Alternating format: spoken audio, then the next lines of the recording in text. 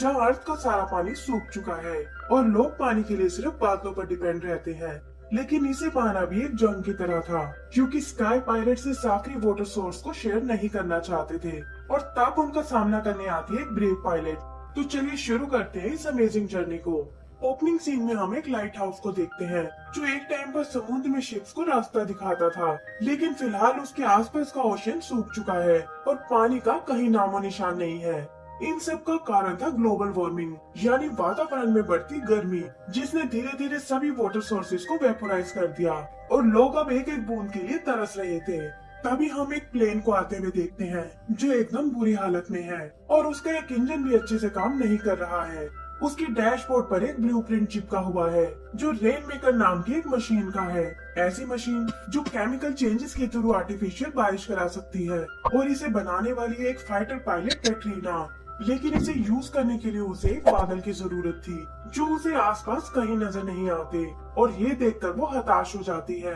तभी उसकी नजर लाइट हाउस की चमकती हुई रोशनी पर पड़ती है जो आसमान में एक और इशारा कर रही थी, और उसे फॉलो करते हुए सामने उसे एक बादल नजर आता है। वो तुरंत अपने प्लेन को उसी ओर ले जाती है ताकि अपनी रेन मेकर मशीन को टेस्ट कर सके। वो उसे शुरू करने ही वाली थी कि तभी अचानक उसकी प्लेन पर अटैक होने लगता है, और वो देखती है कि ये तो कुछ स्काई पायलट्स हैं जो सीधा उस बादल की ओर बढ़ रहे हैं।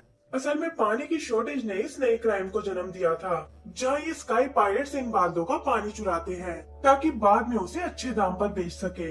कैटरीना की तरह उन्होंने भी अपने प्लेन्स को मॉडिफाई किया हुआ था। उनके प्लेन्स पर रेन स्टेनर नाम की मशीन लगी हुई थी जिससे पानी को बादल से अलग किया जा सकता है, और यहाँ भी वो ऐसा ही करते हैं। वहीं कैटरीना की प्रॉब्लम्स खत्म होने का नाम ही नहीं ले रही। उसका इंजन एक बार फिर बंद पड़ने लगा था, लेकिन वो किसी तरह प्लेन को कंट्रोल करती है। तभी वो पायलट्स फिर से उस पर फायरिंग करने लगते हैं, क्योंकि वो नहीं चाहते थे कि उनके अलावा पानी किसी और के हाथ लगे। पर कैटरीना भी एक स्किल्ड पायलट थी और उनसे बचते हुए किसी तरह उस बादल तक पहुंच जाती है। यहाँ वो रेन मेकर को एक्टिवेट करती है, जिससे एक येलो डाई निकलकर उस बादल पर गिरने लगी थी जो असल में क्लाउड सीडिंग का फॉर्मूला था। उसे उम्मीद थी कि उसका ये फॉर्मूला जरूर काम करेगा और जल्दी ही यहाँ बारिश होने लगेगी। पर वो स्काई पायलट अभी भी उसके पीछे पड़े हुए थे। वो एक बार फिर उस पर अटैक करने लगते हैं और उधर अचानक उस बादल का साइज बढ़ना शुरू हो गया था। तभी अचानक उस बादल से एक तेज बिजली कड़कती है, जैसे कि कोई तूफान आने वाला हो, और इसे सुनते ही पायलट्स रुक जाते हैं और कैटरीना को अटैक या फॉलो करना बंद कर देते हैं। कैटरीना को कुछ समझ नहीं आता कि आखिर उनका मूड कैसे बदल गया, और फिर वो देखती है कि पायलट्स तो उसे छोड़कर उस क्लाउड की ओर जा रहे हैं जो अब एक स्टॉर्म क्लाउड में बदल चुका था, यानी कि उसके अंदर ढेर सारा पानी है। वो उससे और पानी स्ट्रेन करना चाहते थे, पर जल्दी उनके छोटे से कंटेनर्स फुल हो जाते हैं और उन्हें नए कंटेनर्स लेने वापस जाना पड़ता है। वहीं कैटरीना बादल को देखकर बहुत खुश थी कि फाइनली उसका एक्सपेरिमेंट काम कर गया और इस तरह वो पानी की कमी को पूरा कर सकती है। तभी उन पायलट्स पर अचानक कोई अटैक करने लगता है, जिससे उनके प्लेन्स क्रैश हो जाते हैं। पता चलता है कि ये एक बहुत बड़ा प्लेन है जिसकी स्ट्रेनिंग मशीन भी उतनी ही ताकतवर है, और ये लोग भी यहाँ उस बादल के लिए आए हैं। वो प्लेन लेकर सीधा उस बादल में जाते हैं ताकि जल्दी से जल्दी सारा पानी खींच सके, लेकिन इससे वो बादल बिखरने लगा था। कैटरीना ये देखकर परेशान हो जाती है कि इस तरह तो उसकी सारी मेहनत बेकार हो जाएगी, और अब इन पायलट्स को रोकने के लिए उसे ही कुछ करना होगा। वो तुरंत उस प्लेन के पीछे जाती है जो कैटरीना के प्लेन को शूट करने लगा था। फायरिंग से बचने के लिए वो उस जायंट प्लेन के पीछे छुप जाती है, जहाँ पर वो उसे नहीं देख पाते। वो जायंट प्लेन उस बादल में एक और राउंड लगाता है, जिससे एक बड़ा सा बादल का टुकड़ा उनके नेट में फंस गया था। कैटरीना जानती है कि नेट के टूटते ही उसकी स्ट्रेनिंग मशीन वेस्ट हो जाएगी, और यही सोचकर वो उस नेट पर फायरिंग करने लगती है ताकि उस बादल के टुकड़े को फ्री कर सके।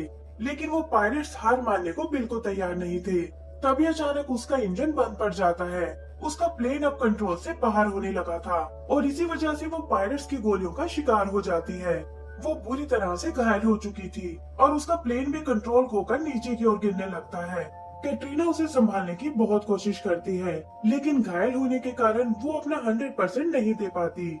उसका प्लेन किसी भी वक्त जमीन से टकराने वाला था, पर एंड टाइम पर उसका इंजन फिर से शुरू हो जाता है और वो प्लेन को वापस ऊपर की ओर ले आती है। तकलीफ में होने के बावजूद उसे उस बादल की चिंता थी। वो देखती है कि पायलट्स उसे नष्ट करने में लगे हैं ताकि और कोई उसका पानी ना ले पाए।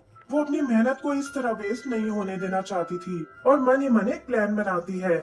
उसने अपनी रेन मेकर मशीन को एक्टिवेट कर दिया था और वो सीधे उस बादल की ओर जाने लगती है। एक वाइड शॉट में हम देखते हैं कि दूसरी ओर वो जायंट प्लेन भी उसी बादल की ओर जा रहा है। कैटरीना अपने प्लेन को आखिरी अलविदा बोलती है और फिर सीधा जाकर उस जायंट प्लेन से जा टकराती है। अंदर एक जबरदस्त ब्लास्ट होता है जिससे रेन मेकर का सारा फॉर्मूला उस बादल में रिलीज हो गया था। असल में यही उसका प्लान था कि बादल को सीड करने के साथ साथ वो उन पायरेट्स का भी अंत करना चाहती थी। उसने अपनी जान की बिल्कुल परवाह नहीं की।